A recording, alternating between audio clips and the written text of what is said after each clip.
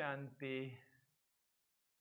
मुद्दती लाख बुरा चाहे तो क्या होता है, वही होता है जो मंजूरे खुदा होता है।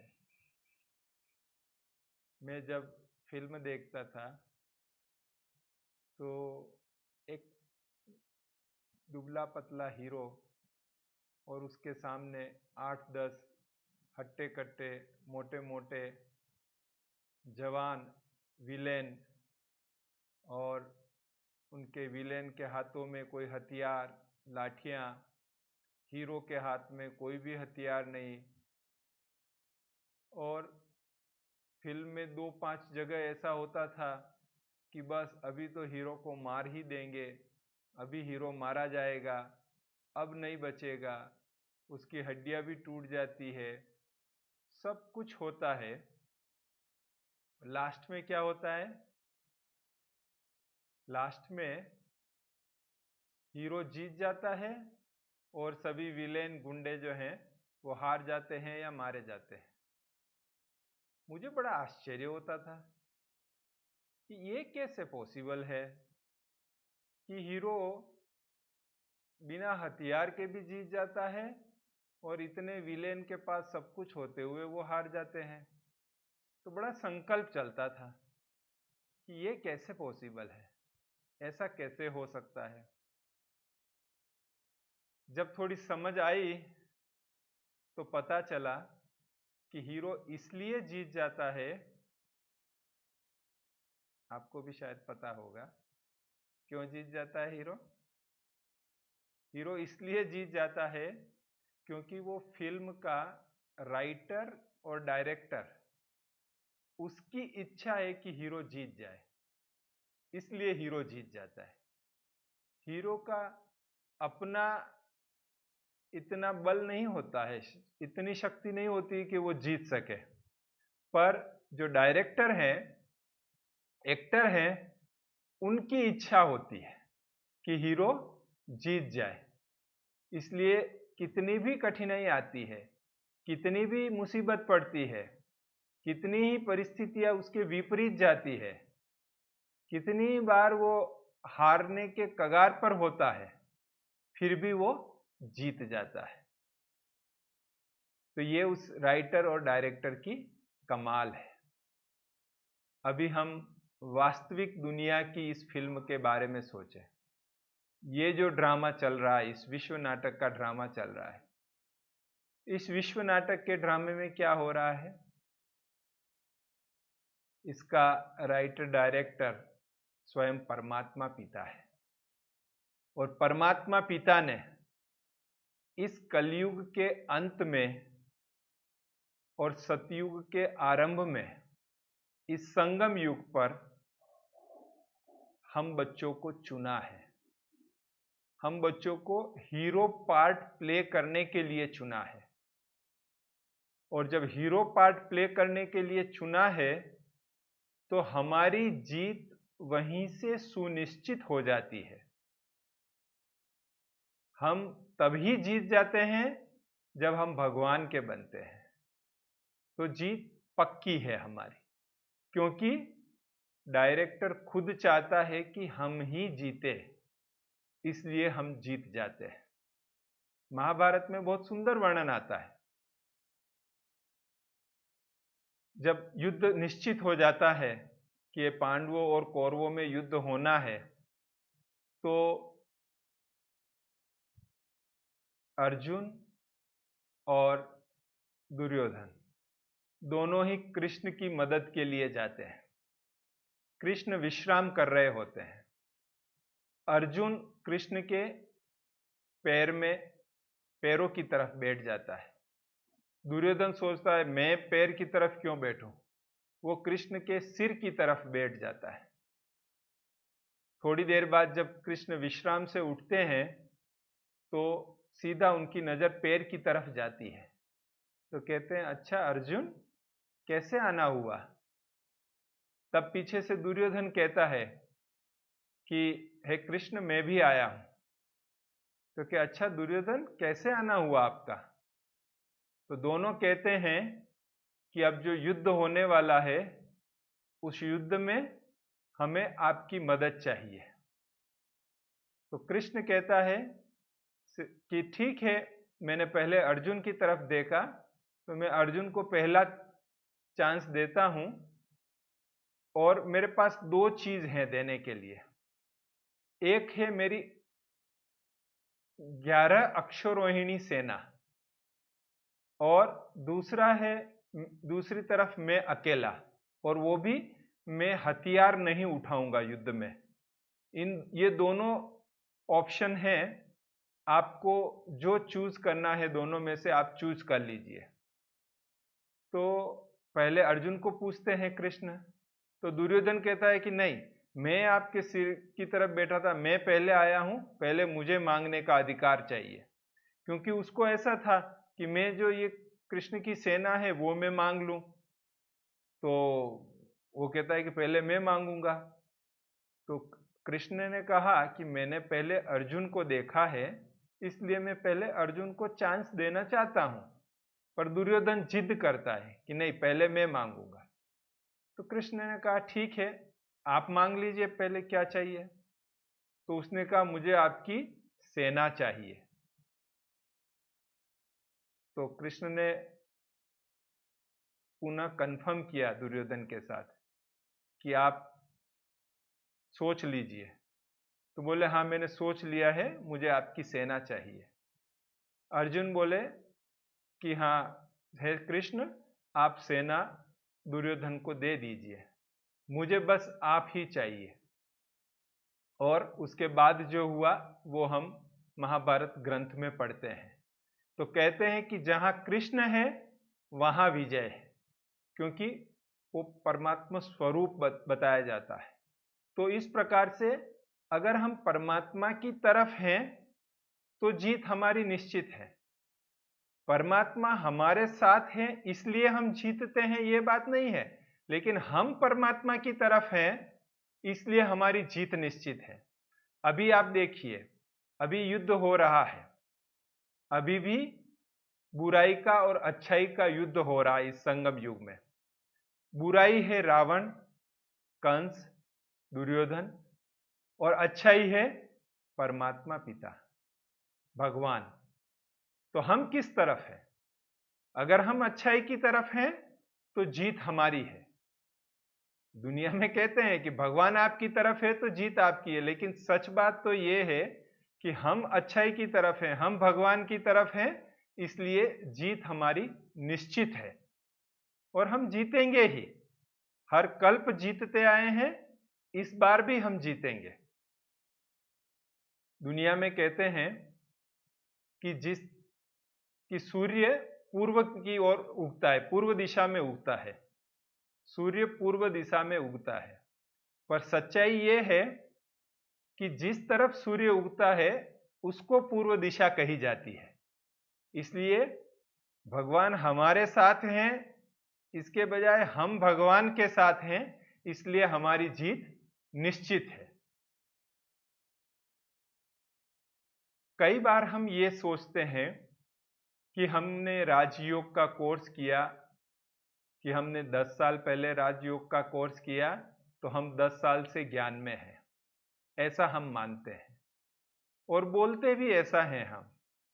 पर वास्तव में हमारा जो इस ड्रामा में हीरो पार्ट है, तो बाबा हमको उसके लिए कई वर्षों से, हमारे जन्म से ही बाबा हमको तैयार करते रहते हैं। ऐसा नहीं कि हम राजयोग का कोर्स किया तब से ज्ञान में आए, भले कहने को हम तब से ज्ञान में आए, लेकिन बाबा हमको उसके पहले से ही तैयार कर रहा होता है। जैसा मैंने अपने पूर्व एपिसोड्स में बताया कि भले मैं ज्ञान में तब आया जब मैं सीए कर रहा था, लेकिन बाबा ने मुझे बचपन से ही अलग अलग परिस्थितियों में रखकर ऐसा तैयार किया जो मैं बेस्ट पार्ट प्ले कर सकूं और ड्रामा की हर सीन में जीत सकूं। उसके लिए भगवान हमको पहले से ही तैयार कर रहा होता है।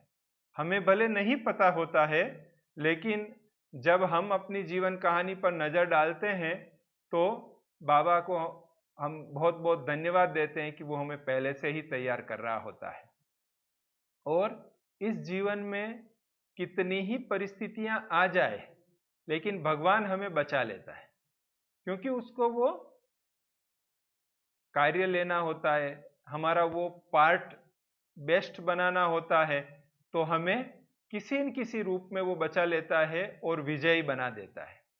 ये बहुत साल पहले की बात है, मैं समझता हूँ करीब 10-12 साल हो गया होगा, 15 साल हो गया होगा, कि मैं दिल्ली के पास में जो हमारा ओम शांति रिट्रीट सेंटर बना हुआ है गुड़गांव रोड पर, वहाँ एक प्रोग्राम में जा रहा था। अकेला था, आबू से जा रहा था मैं।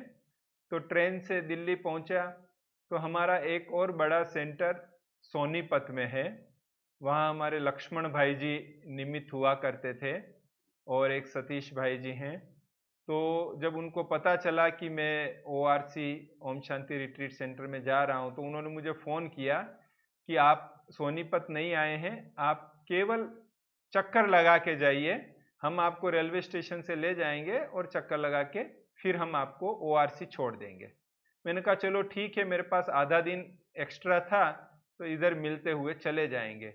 तो वो आए, मुझे सोनीपत ले गए, मैंने सोनीपत सब देखा और उसके बाद उन्होंने कहा कि देखो कुरुक्षेत्र नज़दीक है और कुरुक्षेत्र में बहुत अच्छा यादगार स्थान है, ऐतिहासिक स्थान है और नया नया सेंटर अभी बन रहा है, तो आप कुरुक्षेत्र होके जाओ, फिर हम आपको ओआरसी छोड़ देंगे। तो वो मुझे कुरुक्षेत्र भी ले गए, मैं कुरुक्षेत्र में भी गया, मिला और वो जो म्यूजियम बना हुआ है वहाँ गीता का बहुत अच्छा, वो भी देखा।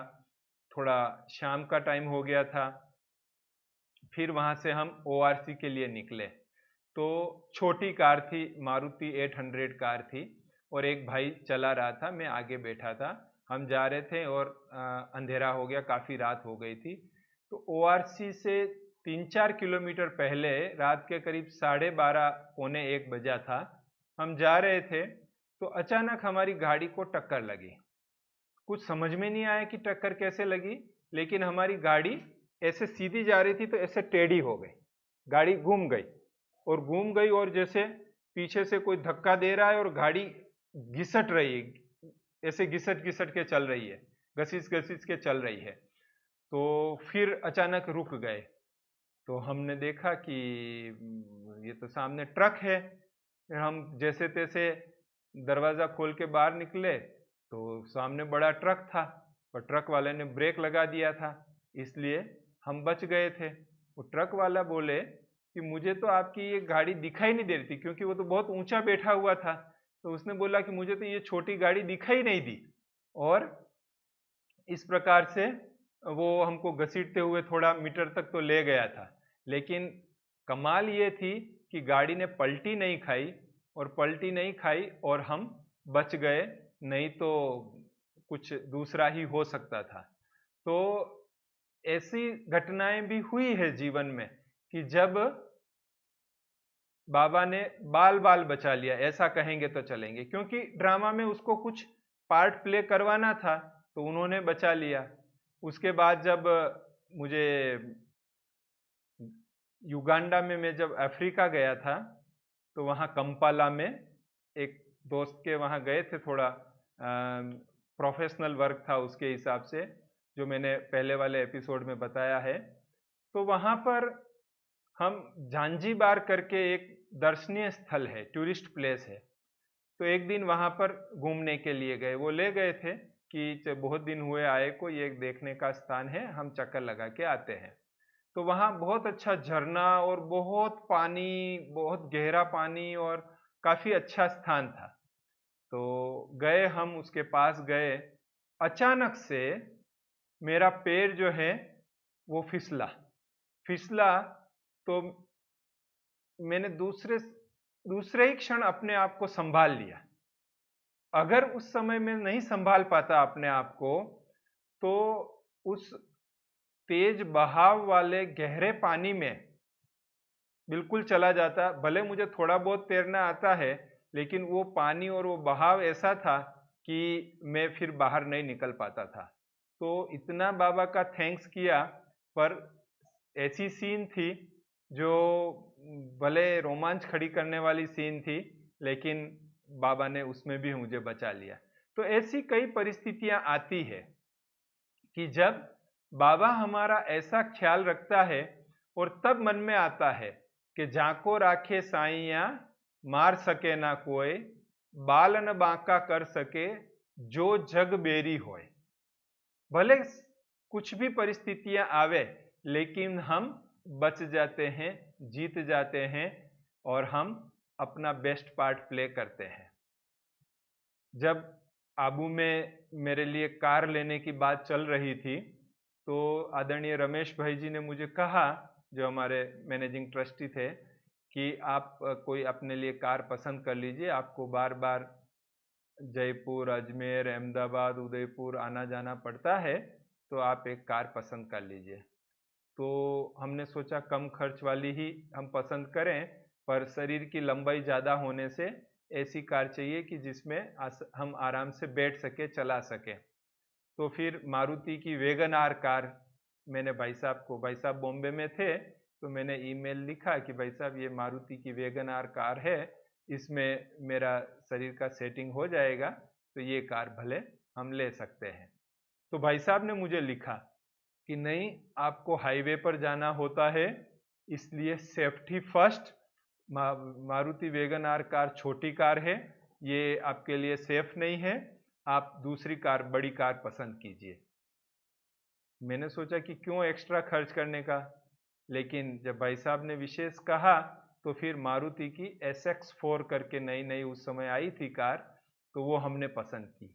और मैंने देखा कि 2 बार वो कार का एक्सीडेंट हुआ। एक बार माउंट आबू जा रहे थे, तब टक्कर लगा के चला गया कोई। एक बार हाईवे पर जा रहे थे, तो बीच में कुत्ता आ गया था। ऐसे 2 बार एक्सीडेंट हुआ, पर बड़ी कार होने के कारण मैं बच गया। अगर वो कार छोटी होती तो शायद परिणाम कुछ और भी हो सकता था। लेकिन जो भाई साहब ने कहा और बाबा ने जो भी उनको टच किया होगा, तो वो कार दिया, तो उसके कारण से 2 बार दुर्घटना होने के बाद भी जो है मैं बच सका। तो ये हमारे लिए बहुत इम्पोर्टेंट है कि हमें निश्चिंत रहना चाहिए। हमें बिल्कुल किसी भी बात की चिंता करने की जरूरत नहीं है।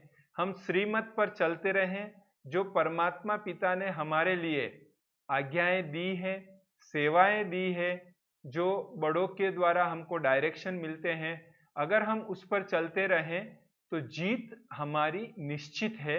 क्योंकि जैसे बताया ना, डायरेक्टर जो हैं वो यही चाहते हैं। लेकिन अगर हम मन मत पर चलते हैं, अगर हम परमत पर चलते हैं, भगवान की मत पर नहीं चलकर अपनी ही मन मत पर या दूसरों की मत पर चलते हैं, तब हमें मदद मिलने की संभावना कम हो जाती है। तब हमारा हीरो पार्ट नहीं रहता है, तब हम भगवान के साथ नहीं हैं, तब हम किसी आत्मा के साथ हैं। हमारी जीत कब है? जब हम भगवान के साथ हैं। इस सिद्धांत को समझना बहुत जरूरी है कि हमारी जीत तब है जब हम भगवान के साथ हैं। और भगवान के साथ हैं, इसका क्या प्रूफ है? इसका यही प्रूफ है कि हम श्रीमत पर चल रहे हैं। जो भगवान कह रहा है, हम उस अनुसार चल रहे हैं, और जो भगवान की बनाई हुई व्यवस्था है, उस व्यवस्था में हम चल रहे हैं, तब हम भगवान के साथ हैं, ये हम कह सकते हैं। अगर हम उसके विरुद्ध चलते हैं, तब हम भगवान के साथ नहीं हैं, और तब हमारी जीत के लिए वह जवाबदार भी नहीं है। हम बहुत बार यह चाहते हैं कि ऐसा हो जाए, वैसा हो जाए, परिणाम ऐसा हो जाए, लेकिन ये हमने देखा है कि जो हम चाहते हैं जरूरी नहीं कि ऐसा हो, वही रिजल्ट आए जो हम चाहते हैं, ये जरूरी नहीं है। हाँ, लेकिन इतना निश्चित है कि अगर हम भगवान के साथ हैं, तो वही रिजल्ट आएगा जो हमारे लिए कल्याणकारी होगा। हम चाहेंगे वो रिजल्ट नहीं, लेकिन हमारे लिए जो कल्याणकारी होगा वह रिजल्ट आएगा। तो ये बहुत इंपॉर्टेंट है कि हम परमात्मा के साथ रहें, ड्रामा की पटरी पर चलते रहें, परमात्मा की आज्ञा का पालन करते रहें, तो जीत हमारी निश्चित है। चाहे परिस्थितियां कितनी भी विपरीत आ जाए, उसका कोई भी हमको चिंता करने की जरूरत नहीं है। हम जो भी प्लान करते हैं, जो भी प्रोजेक्ट बनाते हैं, तो हो सकता है कि हमें विरोध हो, सब हमको नहीं स्वीकार करें, लेकिन उसमें भी हमको कोई भी घबराने की जरूरत नहीं है, चिंता करने की जरूरत नहीं है। जीत हमारी वहां भी निश्चित है। हमारे कोई भी प्लान बनता है, कोई भी प्रोजेक्ट बनता है, उसमें भी हमारी जीत निश्चित होती है। वैसे एक दुनिया का सिद्धांत है, और उस सिद्धांत को आपने भी अनुभव किया होगा कि जब हम कोई भी नई चीज करने जाते हैं, कोई भी नया प्रोजेक्ट कर रहे हैं, कोई नई प्रैक्टिस शुरू कर रहे हैं, कोई भी नई चीज कर रहे हैं, पहली स्टेज में लोग आप पर हंसी उड़ाएंगे। ये पहली स्टेज है कि लोग आप पर हंसी उड़ाएंगे। दूसरी स्टेज में लोग आपका विरोध करेंगे। फिर भी अगर आप दृढ़ निश्चयी हैं, आप अपनी राह पर चलते जा रहे हैं, आप परवाह नहीं कर रहे हैं किसी के विरोध की, लेकिन सत्य की राह पर आप चल रहे हैं, परमात्मा की राह पर आप चल रहे हैं, तो थोड़े समय के बाद लोग आपको फॉलो करने लग जाएंगे, लोग आपके साथ चलेंगे, लोग आपको सहयोग देंगे। पहले मजाक उड़ाएंगे, फिर विरोध करेंगे, फिर आपके साथ में चलेंगे। इसलिए किसी भी परिस्थिति में हमें घबराने की जरूरत नहीं है, न हमें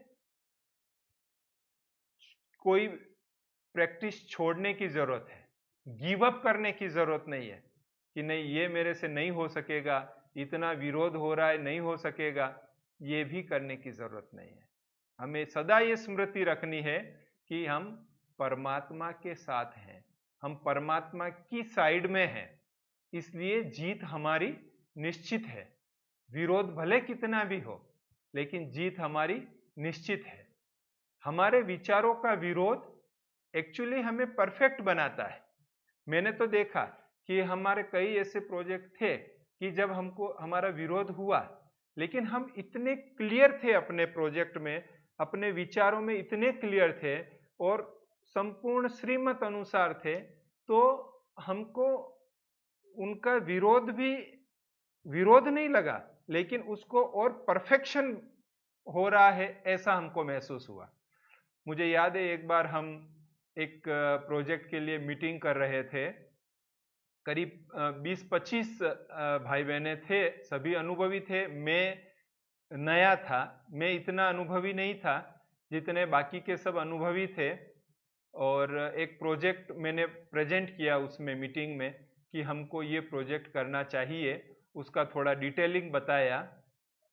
तो धीरे धीरे करके 1 2 3 4 करके मेजोरिटी ने विरोध किया कि नहीं नहीं, हमको ये प्रोजेक्ट करने की जरूरत नहीं है, अभी तो हम ये तो बहुत प्राइमरी लेवल का प्रोजेक्ट है, हमको तो बहुत अच्छा बड़ा प्रोजेक्ट करना चाहिए, इस प्रोजेक्ट की जरूरत नहीं, ऐसे उन्होंने विरोध किया। मैं बड़ा ध्यान से सुन रहा था। मैंने एक भी बात उनकी इस एंगल से नहीं सुनी कि ये मेरा विरोध कर रहे हैं और मेरा प्रोजेक्ट कैंसिल कराना चाहते हैं, बल्कि मैं ये सुन रहा था कि वो क्या क्या पॉइंट बता रहे हैं और उस पॉइंट के को हम ठीक करके इस प्रोजेक्ट को और अच्छा कैसे कर सकते हैं। तो जब उन्होंने सबने सुनाया, तो सबको सुनाने के बाद तो ऐसा लगा कि ये प्रोजेक्ट अब हो ही नहीं सकेगा, ये प्रोजेक्ट हमारे जो निमित बहन जी हैं वो भी उसको स्वीकार नहीं करेंगे, ऐसा ही लगा। लेकिन मैंने जैसे शांति से सुना, यहाँ मैं आपको एक बात बता दूं कि सुनना भी बहुत बड़ी कला है। अगर हम किसी चीज को, किसी बात को, किसी व्यक्ति को ध्यान से सुनते हैं, तो हमारी आधी जीत वहीं सुनिश्चित हो जाती है। तो मैंने बहुत शांतिपूर्वक ध्यान से सबकी बातें सुनी, और जब उन सबका स्पष्टीकरण देने का समय आया, तो लास्ट में मैंने एक एक बात का अच्छी तरह से स्पष्टीकरण दिया कि आपकी जो शंकाएं हैं वो इस प्रोजेक्ट में कैसे दूर हो सकती है और कैसे हम अच्छे रिजल्ट ला सकते हैं। वो जब मैंने हर एक की बात को अच्छी तरह से प्रेजेंट किया वापिस कि ये जो है हम इस प्रकार से करेंगे, तो ये आपकी शंका जो है ये हमको भय उत्पन्न नहीं करेगी, लेकिन हमको अच्छा रिजल्ट देगी। तो मेरी बात सुनने के बाद सभी एग्री भी हो गए और वो प्रोजेक्ट अप्रूव भी हो गया और बहुत वर्षों तक वो प्रोजेक्ट चला, अभी भी चल रहा है कहीं न कहीं, और बहुत अच्छे उसके रिजल्ट आ रहे हैं। वो हमारी यूथ विंग का टच द लाइट प्रोजेक्ट था। तो इस प्रकार से अगर हम अपने विचारों में स्पष्ट हैं, श्रीमत अनुसार हैं, तो हमें घबराने की जरूरत नहीं है, लेकिन हम दृढ़ रहें, हम परमात्मा के संग रहें, तो जरूर से हमारा बहुत ही अच्छा रिजल्ट मिल ही जाएगा। हाँ, ये जरूर है कि हमको धैर्यता रखनी पड़ेगी। धैर्यता एक बड़ा गुण है। अगर हम धीरज रखेंगे तो हमारे हित की बात हमें टच हो जाएगी कि हाँ, ये बात हमारे फेवर की है और इससे हम और परफेक्ट हो सकते हैं, ये हमें टच हो जाएगी और उसके कारण से हमारा प्रोजेक्ट जो है और भी अच्छा हो जाएगा। बहुत से चैलेंजिंग सिचुएशंस लाइफ में आई, इस ईश्वरीय जीवन में आई, लेकिन हर चैलेंजिंग सिचुएशन हमको आगे ले गई। मैं आपको एक ऐसे ही एक और प्रोजेक्ट के बारे में बताता हूं कि जब मैं मधुबन में फुल टाइम समर्पित हुआ था, तो एक प्रोजेक्ट मेरे सामने आया जिसका मेरे को कुछ भी पता नहीं था। हमारा इंटरनेशनल चार्टर बनना था पूरे विश्व के लिए, सभी देशों में जो ब्रह्मा कुमारी इंस्टीट्यूशन है उसके लिए चार्टर बनाना था। उसके लिए कई वर्षों से प्रयास चल रहा था, लेकिन फाइनल नहीं हो पा रहा था। तो फिर ये प्रयास शुरू हुआ। तो नोट्स लेने के लिए, मीटिंग के नोट्स लेने के लिए मुझे जवाबदारी दी गई कि आप जरा मीटिंग के नोट्स लीजिए और उसको फेयर करके हमको रमेश भाई को देना था। तो मैं मीटिंग के नोट्स लेता था, केवल मेरा इतना ही पार्ट था उसमें। तो कुछ मीटिंग्स हुई, कोई बातों पर चर्चा हुई, किसी बात पर कोई एग्री थे, किसी में कुछ परिवर्तन कराना था, ऐसी सब चर्चा होती थी। मैं बैठा बैठा नोट्स लेता था, फिर मैं एक दो दिन में जाके उनको फेयर करके फिर रमेश भाई जी को देता था। तो इस प्रकार से कुछ मीटिंग्स हुई और फिर वापस सबके जाने का समय आ गया। सब जितने मीटिंग मेंबर्स थे अलग अलग देशों से थे, तो वापस वो सब अपने अलग अलग देश में चले गए। तो वो अधूरा ही रह गया प्रोजेक्ट, वो पूरा ही नहीं हुआ। लेकिन मैंने बाबा को कहा कि बाबा, अगर मेरा इन्वॉल्वमेंट किया है आपने इस प्रोजेक्ट में, तो जरूर किसी न किसी विशेष उद्देश्य के लिए मेरा इन्वॉल्वमेंट किया है। तो मैंने रमेश भाई जी को कहा कि भाई जी, ये अभी इसका ड्राफ्ट है, जो चार्टर बनाना है इसका ड्राफ्ट ये है, तो अभी इसमें हम आगे कैसे बढ़े। तो उन्होंने कहा कि अभी तो सब चले गए, क्या करेंगे। मैंने कहा आप बताइए, तो मैं संपर्क करके उनको ईमेल से ड्राफ्ट भेजता हूँ और उनके विचार मंगवा लेता हूँ। तो ऐसे में एक एक को ईमेल से ड्राफ्ट भेजता रहा, उनके विचार मंगवा के उसमें इनकॉर्पोरेट करता रहा, चेंजेस करता रहा। दो तीन महीना वो एक्सरसाइज चली, तब तक वो ड्राफ्ट फाइनल हो गया। फिर वो फरवरी मास में सब वापस आए थे मधुबन में बाबा मिलन के लिए। तो वो ड्राफ्ट फिर मीटिंग हुई और वो ड्राफ्ट सबने देखा और वो अप्रूव हो गया और सब ने फाइनल कर लिया और वो इंटरनेशनल चार्टर तैयार हो गया। तो एक वर्षों से रहा हुआ काम जो हमने दृढ़ता के साथ उस पर लगे रहे, गिव अप नहीं किया, तो उसमें हमको सफलता मिल गई। और उसके कारण, उस प्रोजेक्ट के कारण, वो प्रोजेक्ट जब इतना सफलतापूर्वक संपन्न हुआ, तो पहली बार मुझे स्टेज पर अव्यक्त बाबा से मिलन मनाने का चांस मिला। जो उस ग्रुप के साथ मुझे भी स्टेज पर बुलाया गया और मैंने अव्यक्त बाप दादा के साथ मिलन मनाया। और विदेश के जो हमारे महारथी भाई बहने थे, उनके साथ मेरा जुड़ना पहली बार उस प्रोजेक्ट के साथ हुआ। तो हो सकता है कि हमको कोई ऐसी सेवा मिले, कुछ ऐसा काम मिले जिसमें हमको अनुभव नहीं हो, लेकिन जब हम हाँ करते हैं, परमात्मा पिता की स्मृति में रहते हैं, तो हमें उसकी मदद मिल जाती है और उस मदद मिलने के कारण हमको सफलता प्राप्त होती ही है। तो हमें सदा ही ये याद रखना चाहिए कि हमारे साथ कौन है, और स्वयं भगवान ने हमारा चयन किया है। स्वयं भगवान हमको निमित्त बना रहा है तो सफलता हमको मिलनी ही है। इसीलिए कहते हैं, बहुत सुंदर ये 4 पंक्तियां है जो मुझे याद रहती है और जिससे एक बल भी मिलता है कि फानूस बनकर जिसकी हिफाजत हवा करे, वह समा क्या बुझेगी जिसे रोशन खुदा करे। स्वयं भगवान जिसको रोशन करते हो वो क्षमा कैसे बुझ सकती है। जब स्वयं भगवान ने हमारा सिलेक्शन किया है फिर हमारी हार कैसे हो सकती है। हमारी जीत सुनिश्चित है, हमारी जीत आसमान में लिखी हुई है, इतनी सुनिश्चित है। हम विश्वास रखें, बाबा के साथ रहें तो हम जरूर जीतेंगे। अच्छा, ओम शांति।